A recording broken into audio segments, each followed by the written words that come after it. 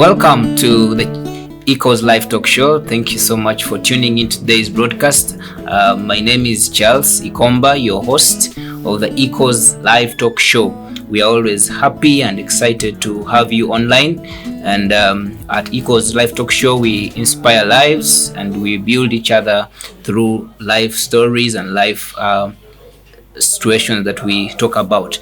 And today we are sharing part 2 of what we shared last time in the last episode, which was on dealing with emotions, and we addressed the issues pertaining emotions. How do we deal with emotions? We came to highlight what emotions were, and today we want to go deeper into understanding practically what and how to deal with these emotions, because we said they are natural. You cannot avoid them, like it's a part of life. Every human being has emotions, the good and the bad, but we need to learn how to control the temperature or the measurements of each of those emotions to avoid them from either destroying us or bringing us down into stressful moments. So today I have my wonderful guest, and he's here to share his insights on how to practically deal with the emotions. Today we're talking about the practical ways of how we can deal with these emotions here. If you have gone into such a situation, how do you address it? How do you handle it in a practical manner? You're welcome, and you can say hello to the viewers, and you start from there as we're sharing. Hello everyone, good time to be here. I'm really grateful for the invitation and to share this space with you. Thanks for tuning in and for being part of Eco's live talk show. Emotions is something really touchy for many. Okay. From the mention of the word itself, emotions, depending on where you come from, some may say emotions. But one thing for me that stands out in all is that there's an element in the word itself, the word motion, meaning there's something on the move, there's something churning, there's something moving, twisting. It's not still. Yes. And so when we talk about emotions, I bear it in mind that we're talking about something that is not fixed. That's true. It is something that is revolving time after time. It could start as a minor element that triggers into something bigger and grows into something that is not manageable. Very true. Or containable on the inside.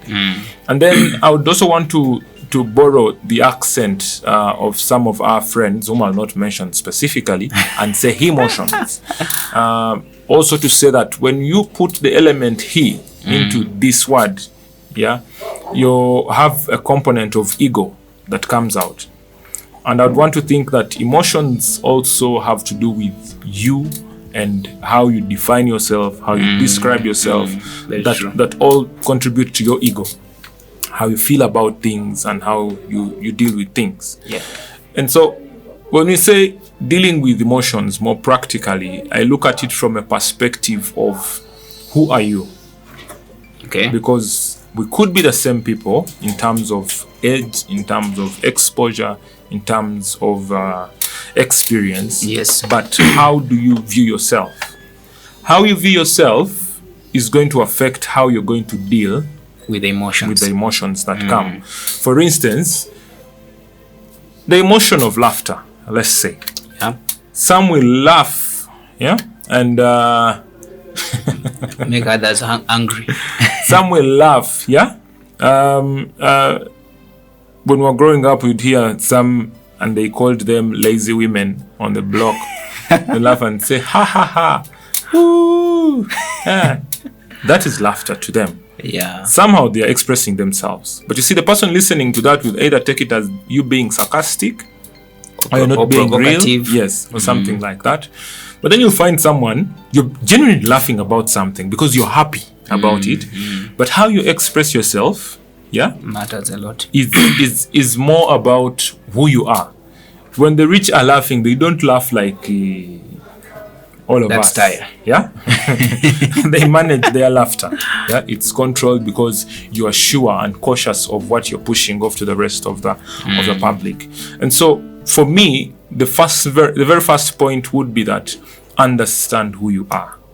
If you clearly know who you are, then you can easily deal with any emotion, whether it is fear, whether it is anger, whether it is joy, whether it's sorrow, yeah, and still, I'll use another example here. Yeah. I'm still talking about who you are, understanding who you are.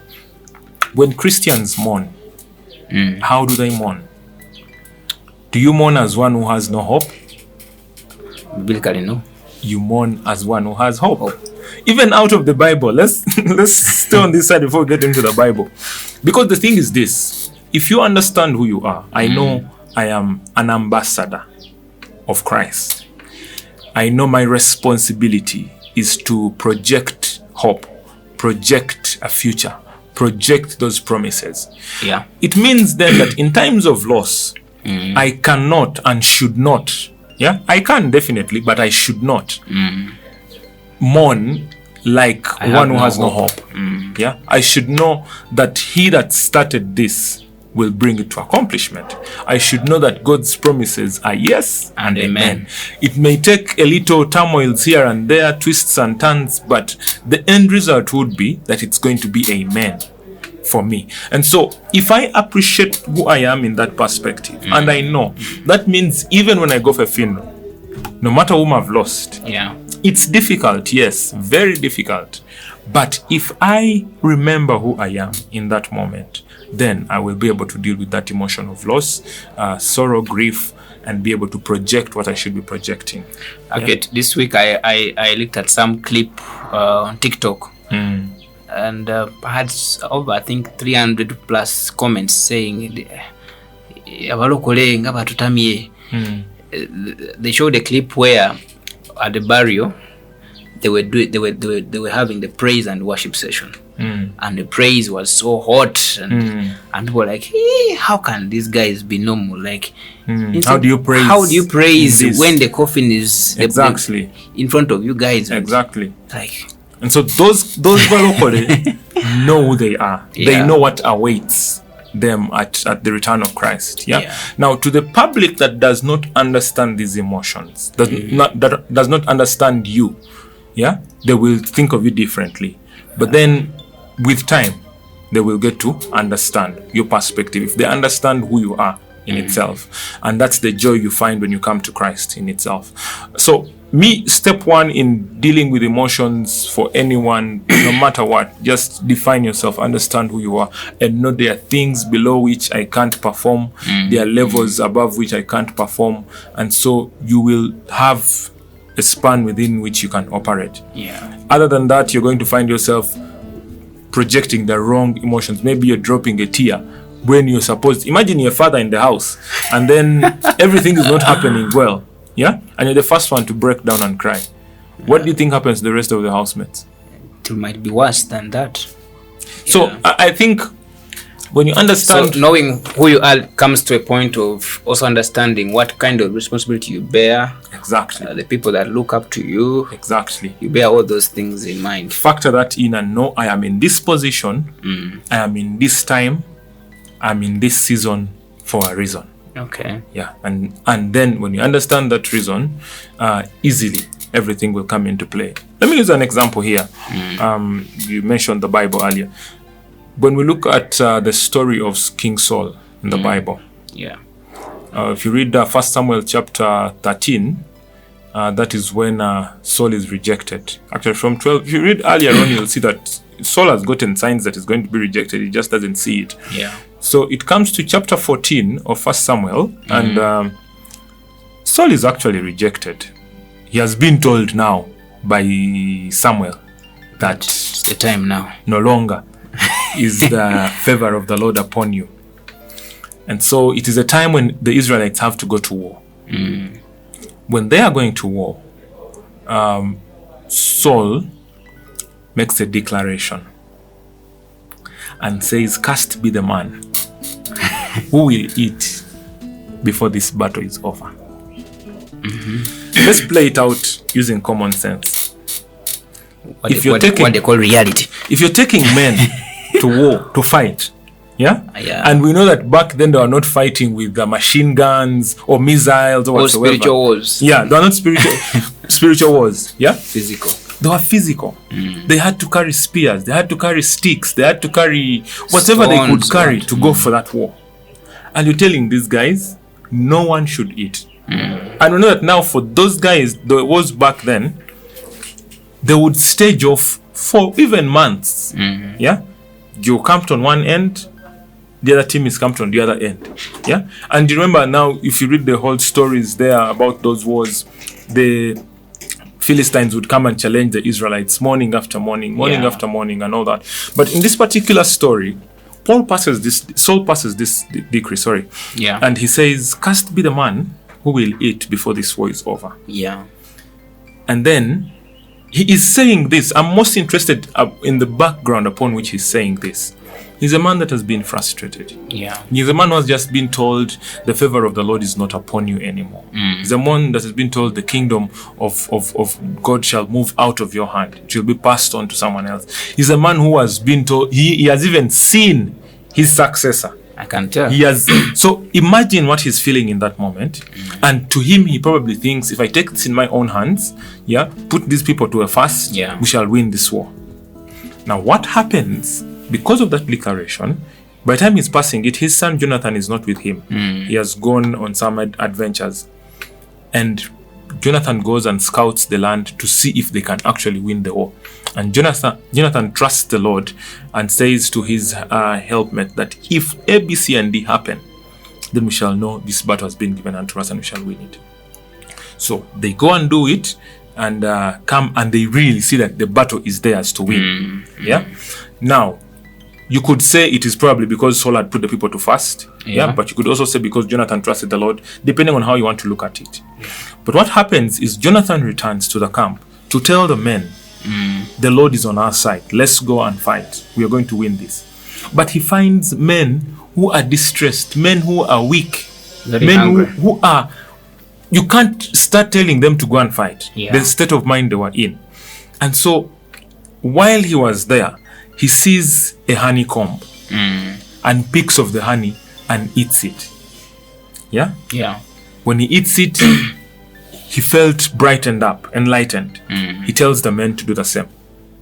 And when the men ate, they were filled with energy and vigor. They went and fought the war and won. But guess what happens to Jonathan? He dies. Because the father, out of an emotional situation, made certain decrees that affected the life of the son. And so back to where we started and saying knowing who you are will also dictate what you're going to do in those circumstances. So for Saul, he took matters in his own hands, put up a curse, and the son was the first to bear of the fruits of that curse. How about of lately, people are really there are certain people who cannot control their tempers, and they just rise up out of the blue and they burst. They react. They're like thunder, and the speed is like lightning. I don't know how, and this is common, of course, in our social life, the married life, both parties. People have those issues. So those who are in distress. I clearly get you when you say that. I would also I want to hinge everything about knowing yourself. When you know your strength, you also know your weaknesses. You know what will trigger you. You know how to handle it. Now, a person who has not yet studied themselves, given themselves to study who they are and what their temperaments are, they will find themselves reacting. Not responding, reacting. In physics, they used to teach us if you add water to a certain substance, it reacts this way. And I think we are not meant to be reactors. We are meant to respond. Because the response is a well thought through answer that you're giving. So I think even for such people, step one, know yourself. But step two, after you've known yourself, what then do you do? Identify what triggers you. Identify what triggers you and do your best And now see here. to stay away from it. Because what triggers you, you may not get medicine for it, because that is who you are and that is what triggers you. Yeah. You just have to find ways of how do I stay away Cope from along this. with So let's say, for instance, it's a discussion happening, and you know that because someone is speaking this way, it will trigger me. Yeah, but you're not going to leave the room when they are speaking. So maybe in that moment, you choose to focus your mind on something else. So maybe someone is watering down your efforts and everything, and that could trigger you. Yeah. Maybe focus on what strength you have done, or even out of what the person is saying, look out for what good is underneath all that they're saying, so that you stay above those triggers. Because for as long as you also don't identify what triggers you, then you will not know what will hit you. The scriptures tell us the enemy comes to kill, steal, and destroy. But the biggest destroyer of us is ignorance. When you don't know, when you don't know what it is, the Baganda have a saying where they say, "Echijomanyi chinyaga bitono." What confronts you while you're aware of it does not destroy you as much as something that comes all of a sudden. Because you anticipated it, so you put some barriers, some safeguards, and some things fallback position so that the fall is not that hard.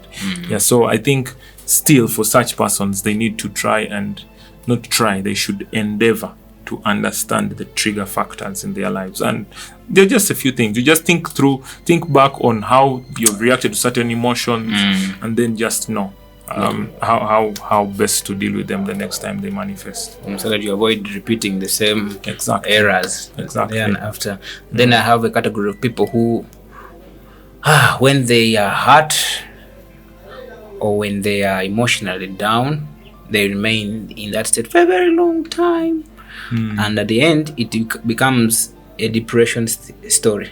I know people who, when they lose people, they will take like maybe 2+7 years to get out of that situation, and they will always feel they relieve.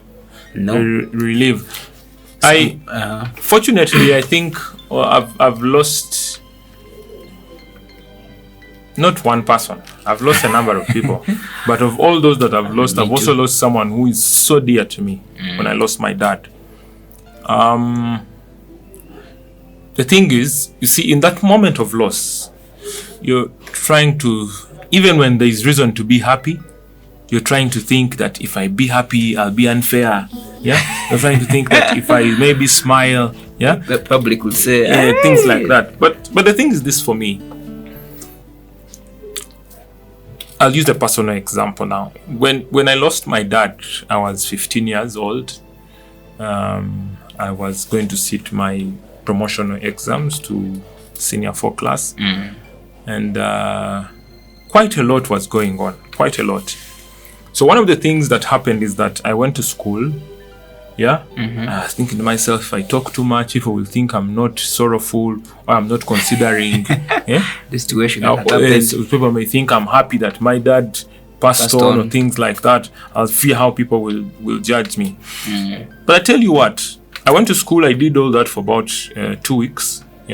1 week of preparing for exams. The next week I did the exams. And immediately after we finished the exams, I asked for permission to return home.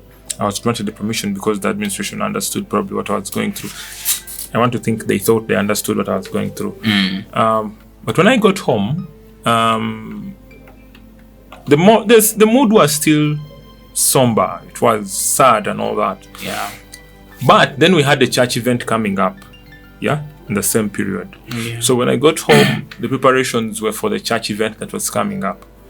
Now, every day we got up in the morning and went out to participate in these activities at church. And just walking on the road to church, engaging in activities, and none of you is talking about death, about the memory of the deceased. It's just a new environment. It starts normalizing. And so for me, instead then I started looking forward to the time we will meet again. And so I'm telling myself, what are the commitments I must make to myself if I want to see my dad again in the kingdom?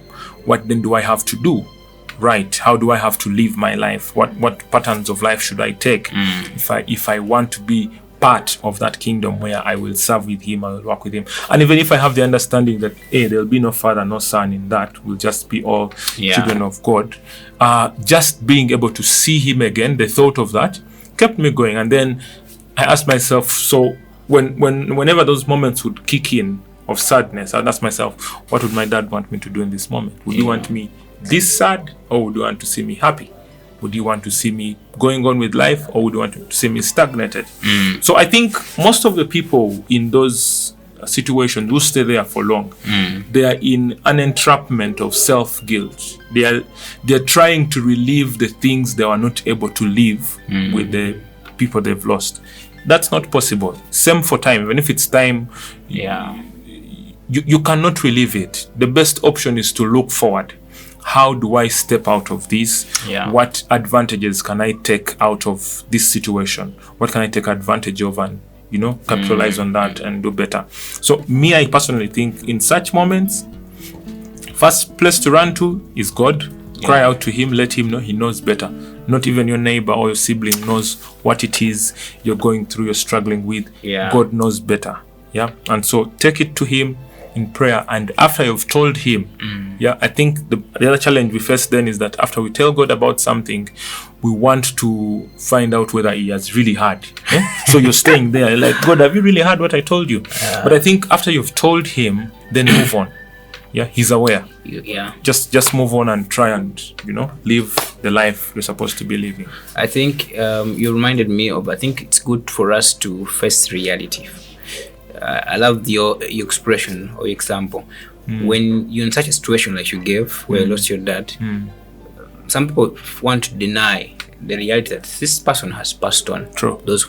And the thing that you should do is to first know that is normal. It has happened. You can't, certain things you can't reverse them. There are things you can reverse, and there are things you cannot reverse. So that should be a first reality that is in your brain and your mind. Embrace reality. Embrace reality. Know that this has happened. It's like what you talked about on the weakness of maybe anger. Know that first, I didn't embrace yet that I have this struggle.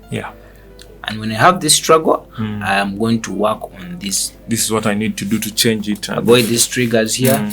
And so when you do that, you align yourself to a place where you have the peace, and you try to. I love the next example also where I think I can call it distracting yourself from those patterns of sadness. You try to avoid them. Don't over-incline yourself towards walk away from the stressor or the depressor. Get into something that gives you more life, that brings more joy, enlightens you up more. Don't stay at the graveyard. You move on with life. You can't stay there forever. So that's a good one. And so as we are continuing with our show, I hope you're picking some notes and some lessons. We are addressing the practical ways of how to handle ourselves when we're in times of difficulties or emotion, when we're handling emotions in a practical manner.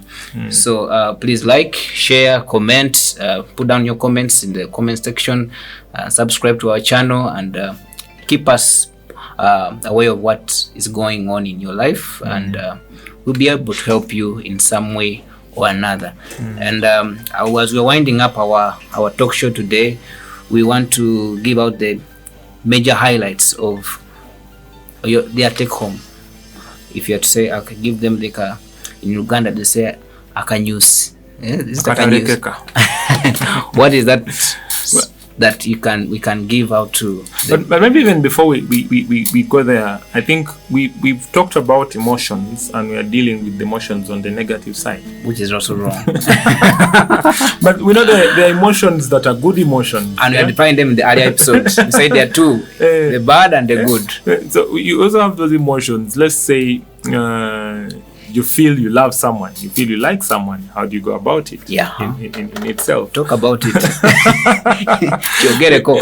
Because you see, people may just think, okay, all emotions are not good. No, emotions are good. They are good emotions. The scriptures tell us that what goes in is not bad. But what comes out? What comes out? Yeah? Yeah. In those instances, mainly, I want to put an abbreviation before me always. WWJD. What would Jesus do? Yeah? Because as a human being, you can be overrun by feelings. Very right. You can be overrun and you feel you must pour out your heart, you must say it, you must. Question is, have you validated those feelings? Are you sure that is how you feel? Yeah? When we were in high school, one of our teachers told us, you are here writing letters to these girls, proclaiming your love, making confessions, you think you love them, but until you imagine her seated on that toilet seat, you do not love her. And everyone in class was like, ew, ew, ew, and it's like, exactly. Because we tend to think of only the good in such moments. Yeah, we tend to think of only the good. So imagining, yes, there is this lady or there is this guy who has approached me and has said A, B, C, and D. Validate your feelings. Yeah. Because think about it. Worst case scenario, if he does A, B, C, and D, am I still able to go beyond what I feel in that moment and still stay with this person and still commit with this person? Am I able to, if they lie to me, if they cheat on me, if validate your feelings such that you are sure. Yeah? Because that's why I said I put an abbreviation before me always and say, what would Jesus do? Yeah. Because I think for him it was beyond. He already knew our sin. He knew how much we had fallen, and he looked beyond that. Yeah. Yeah.